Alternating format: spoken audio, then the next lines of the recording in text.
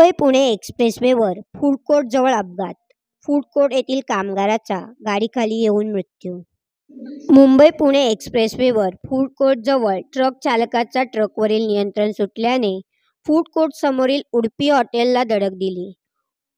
धडकेमध्ये हॉटेलमधील कामगाराचा ट्रकखाली येऊन मृत्यू झाला असून तेथील 3 कारला जोरदार धडक दिली आहे.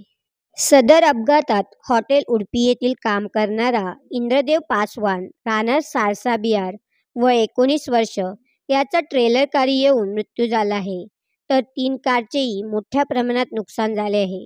मात्र सुदैवाने हॉटेलमधील अन्य प्रवासी आणि कामगारांना कोणतीही इजा झाली नसल्याने मोठी दुर्घटना टळली आहे.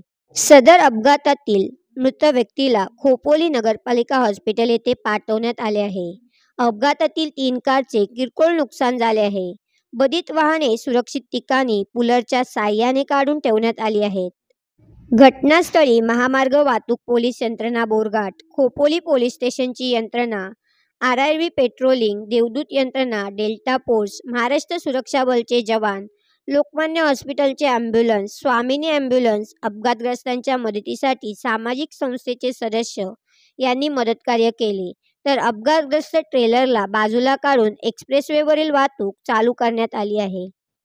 अशा नवनवीन बातम्या पाहण्यासाठी नवे पर्व या चॅनलला लाईक, शेअर अँड सबस्क्राईब करा.